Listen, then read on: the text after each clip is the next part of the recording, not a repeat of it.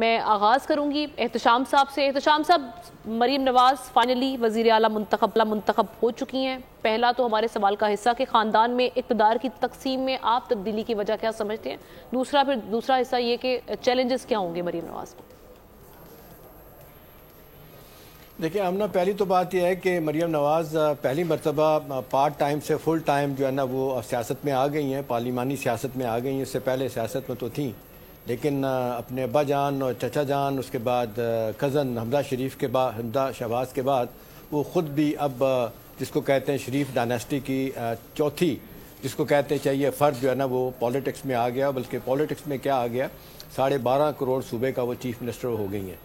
تو دیکھیں سوال تو اس وقت سب لوگ یہی اٹھا رہے ہیں، ان کی تقریر بہت اچھی تھی، تقریریں ساری بہت کرتے ہیں، لیکن آمنہ جتنے چیلنجنگ ٹائم میں وہ آئی ہیں، میرا خیال ہے جو سب سے بڑا ٹاسک مجھے لگتا ہے ان کے لیے ہوگا وہ اپنی سیاست کو بچانا، اپنی پارٹی کو بچانا۔ دیکھیں پنجاب میں بھی آپ 40 برس سے وہ حکومت ان کی خاندان حکومت کر رہا ہے۔ آپ کے پڑوس میں ہندوستان میں کانگریس نے بھی میرا خیال ہے ٹوٹل 34 برس نہرو خاندان نے حکومت کی، 17 برس آپ نے دیکھا نہرو خود پرائم منسٹر تھے، باقی اندرا گاندھی اور صاحبزادے جو ہے نا وہ رہے، اگرچہ وہ مارے گئے۔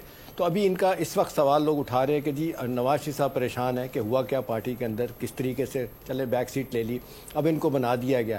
اب جو سب سے بڑا چیلنج ہے کہ پارٹی کو جو سکڑ رہی ہے اس کو کیسے بچائیں گے۔ آپ کو یاد ہے پیپلز پارٹی کے ساتھ ایسے ہوا تھا، لیٹ بھٹو صاحب، بی بی شہید، اس کے بعد آہستہ آہستہ سکڑتی گئی پارٹی اور پھر اب سندھ تک رہ گئی ہے۔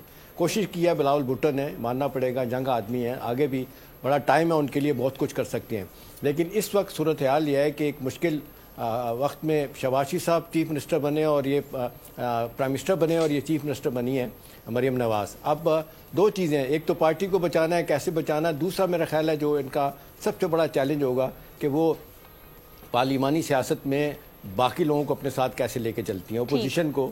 پی ٹی آئی جو سنی اتحاد کونسل ہے، آج انہوں نے آپ نے دیکھا جس طریقے سے لوگ چلے گئے تھے، ان کو لانے کی بات ہے۔ تیسری بات امپورٹنٹ ہے جو ان کا ایک پرسپشن ہے کہ وہ بھولتی نہیں ہے، وینجنس، انتقام، ویسے اگرچہ انہوں نے کہا میں نہیں اس میں بلیو کرتی، لیکن لوگ کہتے ہیں وہ بھولتی نہیں ہے۔ تو میرا خیال ہے پھر ایک جو اور میرا خیال ہے تھوڑا بیڈ ٹیسٹ میں تھا، انہوں نے آج پھر اپنا وکٹم کارڈ کھیلا کہ جی وہ ڈیتھ سیل میں لے کے گئے مجھے، میں کس طرح عدالتوں کی راہداریوں میں ہم نے دھکے کھائے۔ تو سیاست میں تو پھر آپ نے مزے بھی تو آپ نے کیے نا۔ تو میرا اپنا خیال ہے چیلنجز بہت زیادہ ہیں، آ گئی ہیں، ایجنڈا بہت بڑا ظاہر کیا ہے، کوئی اس چیز نہیں، اب دیکھنا ہے کہ کامیابی کام ملتی ہے ان کو۔ جی بالکل ٹھیک ہے۔ سبسکرائب کریں اور بیل دبائیں تاکہ کوئی خبر رہ نہ جائے۔